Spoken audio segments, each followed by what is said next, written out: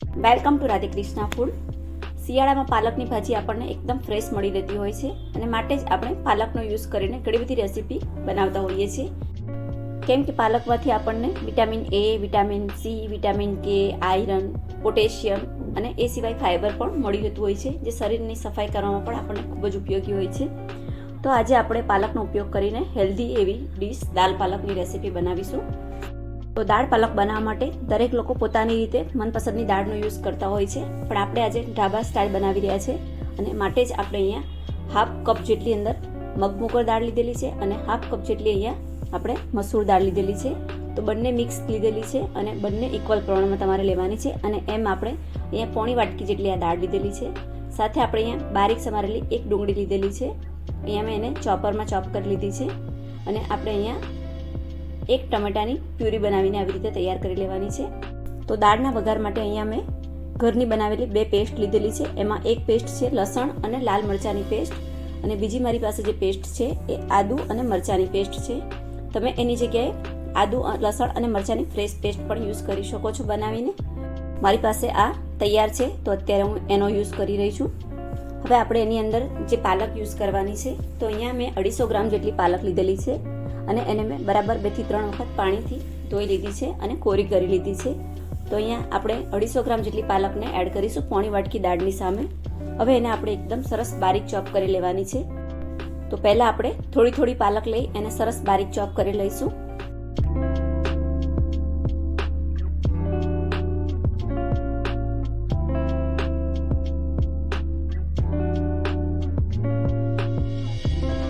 અહીંયા આપણે પાલકને સરસ બારીક ચોપ કરીને તૈયાર કરી લીધી છે. હવે આપણે દાળને લઈ લઈશું કુકરની અંદર અને એમાં પાણી એડ કરી અને 2 થી 3 વખત એને સરસ રીતે ધોઈ લેવાની છે, જેથી એમાં જે ગંદકી હોય એ દૂર થઈ જાય. તો અહીંયા હું દાળને 2 થી 3 વખત સરસ ધોઈ લઉં છું અને ત્યાર પછી એની અંદર આપણે 2.5 વાટકી જેટલું પાણી એડ કરવાનું છે, જેને આપણે બોઇલ કરવા માટે રાખીશું. તો અહીંયા આપણે પોણી વાટકી દાળ લીધી હતી, તો એની સામે આપણે 2.5 વાટકી જેટલું પાણી રાખીશું, જેથી દાળ નીચેથી ચોંટી ન જાય. સ્વાદ પ્રમાણે મીઠું એડ કરી લેવાનું છે. થોડી હળદર પણ એડ કરી લઈશું અને 1 ચમચી જેટલું એમાં તેલ પણ નાખીશું, જેથી દાળ ઉભરાઈને બહાર ન આવે. તો હવે આપણે કુકર બંધ કરી એની 3 થી 4 વિસલ લગાવી લઈશું, જેથી દાળ પ્રોપર આપણી બોઇલ થઈ જાય. હવે આપણે પાલકને વઘારી લઈશું. તો અહીંયા મેં કડાઈની અંદર 3 ટેબલસ્પૂન જેટલું ઓઇલ લીધું છે, એને ગરમ કરી લીધું છે અને એમાં આપણે હાફ ટીસ્પૂન જેટલું જીરું એડ કર્યું છે. સાથે આપણે અહીંયા 1/4 ટીસ્પૂન જેટલી હિંગ પણ એડ કરી લેવાની છે. તો એ પણ કરી લઈશું. તો હવે આપણે જીરાને થોડી વખત એમાં ક્રેકલ થવા દઈશું અને ત્યાર પછી એમાં આપણે ડુંગળી એડ કરવાની છે. તો જીરું સરસ અહીંયા ફૂટીને તૈયાર થઈ ગયું છે. હવે આપણે એમાં ડુંગળી એડ કરી લઈશું. તો ડુંગળીને પણ આપણે અંદર એડ કરી અને સરસ સાંતળી લેવાની છે, જેથી એની સરસ ફ્લેવર આપણા દાળ પાલકમાં આવે. તો ડુંગળીને પણ આપણે 1 મિનિટ માટે સરસ સાંતળી લીધી છે. હવે આપણે એમાં મસાલાની પેસ્ટ એડ કરીશું. તો અહીંયા હાફ ટીસ્પૂન જેટલી આપણે આદુ મરચાંની પેસ્ટ એડ કરી છે અને હાફ ટીસ્પૂન જેટલી લસણ અને લાલ મરચાંની પેસ્ટ એડ કરી છે.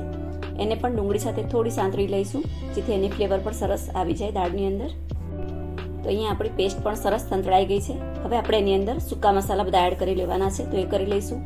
તો એના માટે અહીંયા હાફ ટીસ્પૂન જેટલી હળદર પાવડર એડ કરવાની છે. હાફ ટીસ્પૂન જેટલું અહીંયા મેં લાલ મરચું પાવડર એડ કર્યો છે. સાથે આપણે અહીંયા 1 ટીસ્પૂન જેટલું ધાણા જીરું પાવડર પણ એડ કરી લેવાનો છે, તો એ પણ કરી લઈશું અને બધા મસાલાને સરસ રીતે તેલની અંદર સાંતળી લઈશું. તો અહીંયા આપણા મસાલા પણ સરસ સંતળાઈને તૈયાર થઈ ગયા છે. હવે મસાલા બળી ન જાય એ માટે તરત જ આપણે એમાં જે ટમેટાની પ્યુરી બનાવી છે એ એડ કરી લેવાની છે અને એને પણ સરસ રીતે આ બધા મસાલા સાથે આપણે થોડી કૂક કરી લેવાની છે.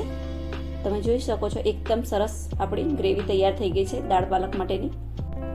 આ સ્ટેજ પર આપણે એમાં થોડા કોથમીરના પાન પણ એડ કરી લઈશું, જેથી એની ફ્લેવર પણ સરસ આપણા પાલકની અંદર આવે. અહીંયા મસાલા આપણા સરસ સંતળાઈ ગયા છે અને તેલ પણ સરસ છૂટું પડી ગયું છે. તો આ સ્ટેજ પર હવે આપણે એમની અંદર પાલક એડ કરી લેવાની છે. તો આપણે પાલક એડ કરી લઈશું, જે આપણે પહેલેથી સુધારીને તૈયાર કરીને રાખી હતી એ. હવે આપણે પાલકને આ બધા મસાલા સાથે સરસ રીતે મિક્સ કરી લેવાની છે અને થોડી વાર માટે કૂક કરી લેવાની છે. પાલકને કૂક કરવામાં વધારે સમયની જરૂર નથી પડતી.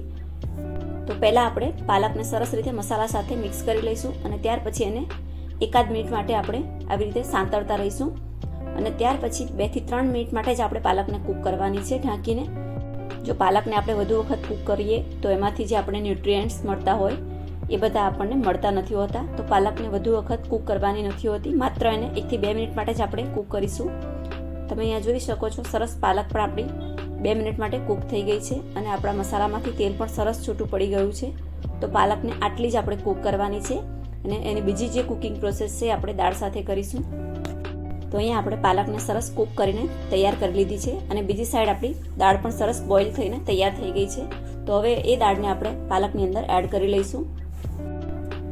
દરેક લોકોની દાળ પાલક બનાવવાની રીત અલગ અલગ હોય છે. ઘણા લોકો એમાં તુવેરની દાળ પણ મિક્સ કરી અને 3 દાળ ભેગી કરીને દાળ પાલક બનાવતા હોય છે. તો ઘણા લોકો એકલા મગની મોગર દાળ કે એકલી તુવેર દાળમાં પણ દાળ પાલક બનાવતા હોય છે. પરંતુ તમને જો ઢાબા પર મળે એવો જ દાળ પાલકનો ટેસ્ટ જોઈતો હોય તો તમે આ 2 દાળ મિક્સ કરશો તો તમને સેમ એવો જ ટેસ્ટ મળશે.